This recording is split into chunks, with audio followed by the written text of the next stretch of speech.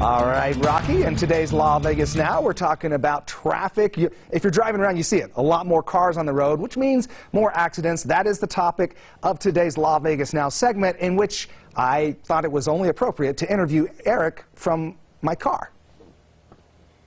So I guess it shouldn't really surprise us when we hear that the number of accidents is going up around the valley. Exactly. As things open up again, schools are open, commerce is starting to ramp back up, so we see more cars and more accidents on the roadways. So what can people do right now to be especially careful when they're on the road? Well, they can be aware of their own feelings and emotions. A lot of us have been cooped up for a year, maybe a little over that. So there's a lot of just impatience. We want to get there now. We're less tolerant when other people don't drive the way we expect them to drive. Maybe they slow down, they cut us off, they don't wait for us to go.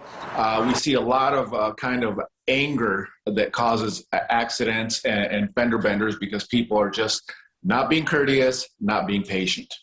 Stress levels are high. That's it. What should people do when they get in an accident? What are some steps they should take, if and when? Well, the first step is take a breath. We see a lot of people getting out of their cars screaming and just looking for a fight. Just realize it is what it is. It's an accident. Be as courteous as you can. Be helpful if you can to the other person.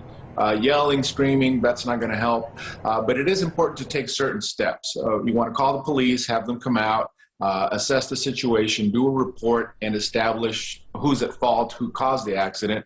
And then you also want to get information from the other party. You want to get a copy of the driver's license, the registration card, their insurance card. And it's always a good idea to take video or photos of the cars to show where, how the accident happened, and also the damage to both cars. The tricky part, I think, for a lot of people is when to call their insurance company. That's it. A lot of times they talk to the insurance company as if the insurance company was their friend. Keep in mind, they're always recording the conversations, and their goal is to establish that you weren't seriously injured in the accident. So a lot of times, immediately after the accident, you have no pain, the adrenaline, just the whole shock of being in an accident. You don't feel that much pain. You think you're fine. So you can tell the insurance company, no, I'm fine. I'm not injured. Everything's okay. And the next day you can't get out of bed.